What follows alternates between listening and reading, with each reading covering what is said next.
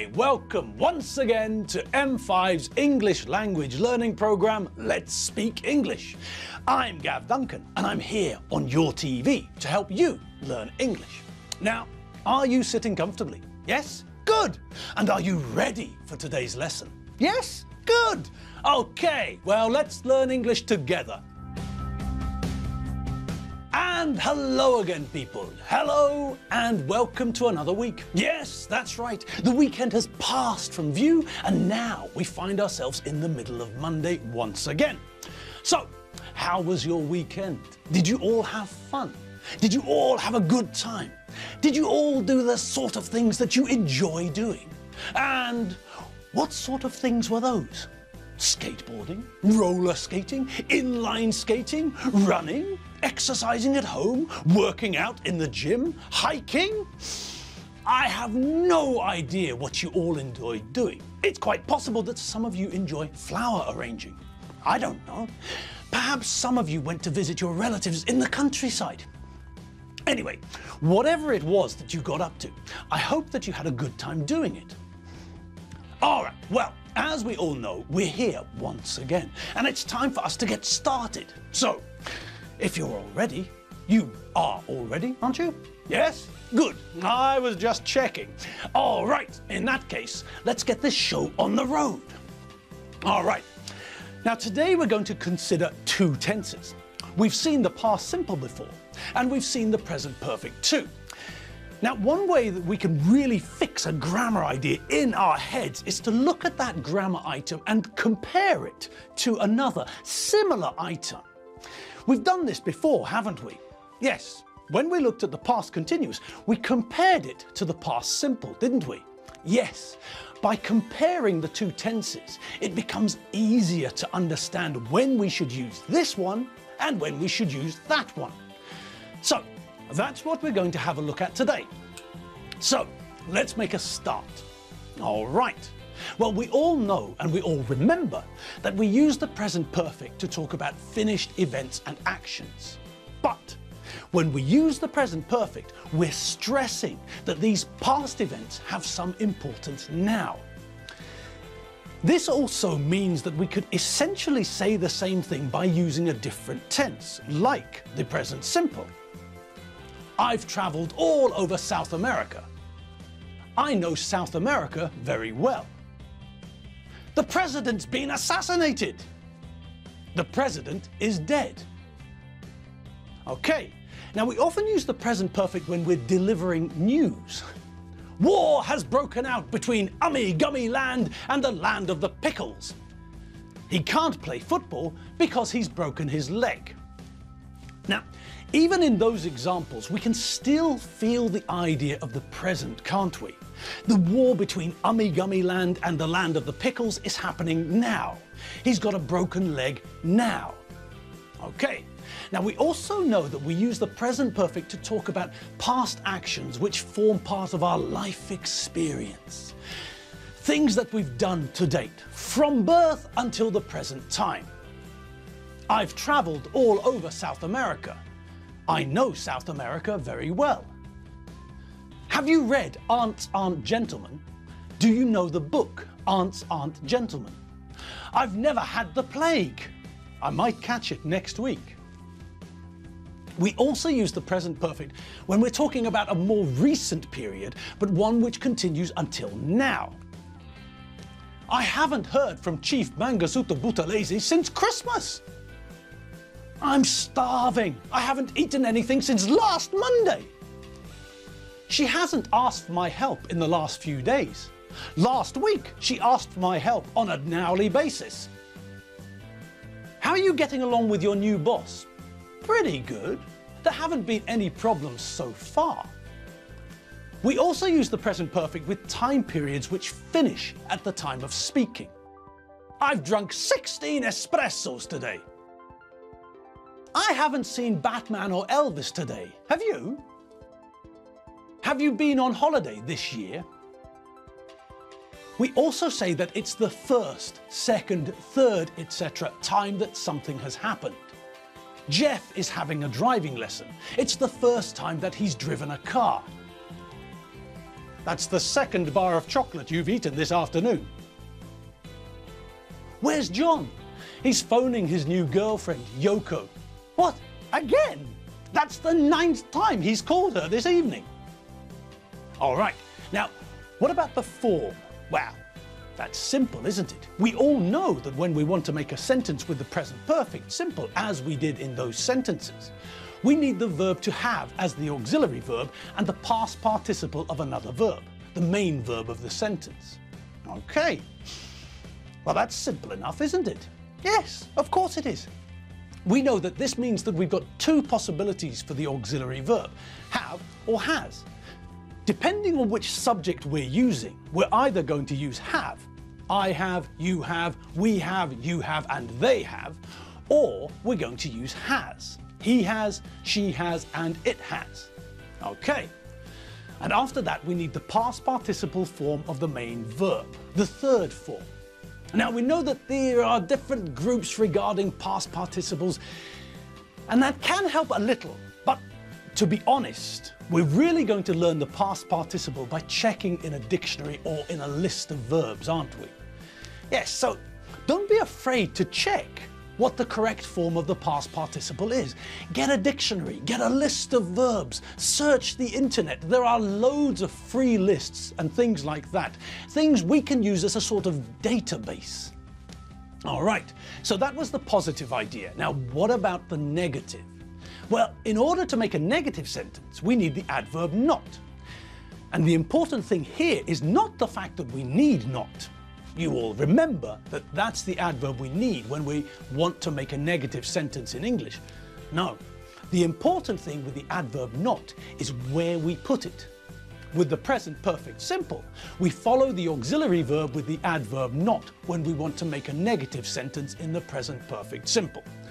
So that means that for a positive sentence, we're using the form S plus AV plus PP. Subject plus auxiliary verb, either have or has, depending on the subject, and then the past participle of the main verb and the rest of the sentence. I've done my homework. They've gone out. She's drunk all the milk. Okay, now to make those example sentences negative, we know that all we have to do is add the adverb not, putting it after the auxiliary verb and before the past participle of the main verb, which means that our form now changes to S plus AV plus not plus PP.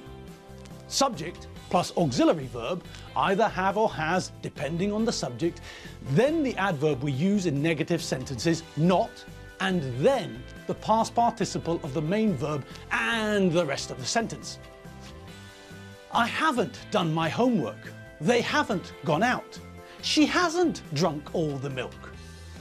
Okay, one more thing, the question form.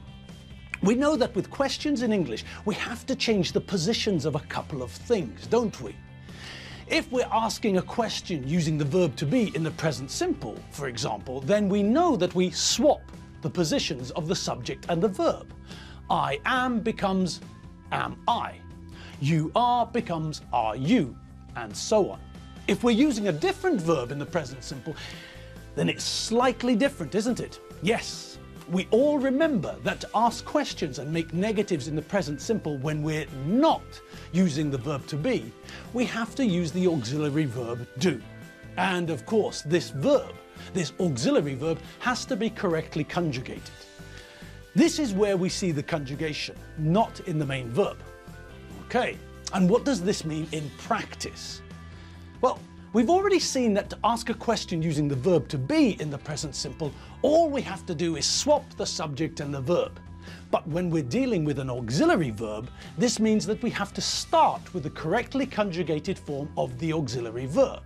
In this example, either do or does. We then follow the auxiliary verb with the subject, and then we get the main verb in the infinitive. Again, we see the conjugation in the auxiliary verb, not in the main verb. Present simple with verb to be. My dad is a policeman. Is my dad a policeman? Present simple with verb other than verb to be. She likes to eat the skin. Does she like to eat the skin? Okay, so how does that help us? Well, it shows us what we have to do when we're dealing with another tense which uses an auxiliary verb, doesn't it? Yes, the situation is a similar one when we're asking questions with the present perfect. For questions in the present perfect, we start with the correctly conjugated form of the auxiliary verb and, just as we did with the sentences we've just seen, we follow the auxiliary verb with the subject. Then we get the main verb, and here the main verb is in the past participle form. They've done their homework. Have they done their homework? He's gone away. Has he gone away? You've eaten all of the pizza. Have you eaten all of the pizza? All right. Now, let's think about the contrast between the present perfect and the past simple. If we're using a finished time in our sentence, something definite and concrete, something which started and finished in the past, then we use the past simple, not the present perfect. So this means that if our sentence features something like, oh, I don't know, yesterday, or this morning, or 5 years ago, or 3 o'clock, then we can't use the present perfect, only the past simple. I saw Elvis last night. I've seen Elvis last night. They went to Mallorca last year. They've been to Mallorca last year. So that means, logically, that if we're asking when or what time, then we can't use the present perfect. When did you buy your house? When have you bought your house? What time did the bus leave? What time has the bus left? Now, the way that we should think about the differences between the present perfect and the past simple is like this. The present perfect is essentially a present tense. When we're using the present perfect, we're talking about something now. When we use the past simple, on the other hand, we're talking about something which started and finished in the past. When we use the past simple, we can only give information about the past, not about the present. When we use the present perfect, we're talking about the situation now. When you use the past simple, for example, we're talking about the situation then. If I say that I've lost my wallet, then it means that I don't know where my wallet is now. If we come back and have a look at the situation after half an hour, then it's quite possible that the situation will be different. Have I lost my wallet? No. I lost it, but now I found it. Did I lose my wallet? Yes, I did. I lost my wallet in the past, but I found it now. Past simple, present perfect. And on that note, it's time for us to leave you. Yes, it's true. Our 15 minutes is slowly coming to an end. And we all know what that means, don't we? Yes, unfortunately, we all do. That's our cue, isn't it? Yes, we've received our cue to start shutting things down. So it's time for us to wrap things up here, and it's time for you lot to have a look about the place and see what you can do to make the place look better. Yes, it's time for you to concentrate on your chores. So, do you need to run the Hoover about the place? Yes? No? I don't know. Only you can decide. If you don't need to do the hoovering, I'm sure that there's something else that you could do. What about the washing up? Are there any dishes waiting to be washed up? What about the dishwasher? Does it need filling or emptying? Look around you people. There must be something you can do to make things look better. Anyway, if there is, or even if there isn't, remember to have fun for the rest of the day and the evening, okay? Remember, always remember, it's all about having fun. That's why we're here. Have fun, people, have fun. I'll see you all tomorrow. Same time, same place. See you tomorrow. See you later. www.mediaclick.hu. Bye!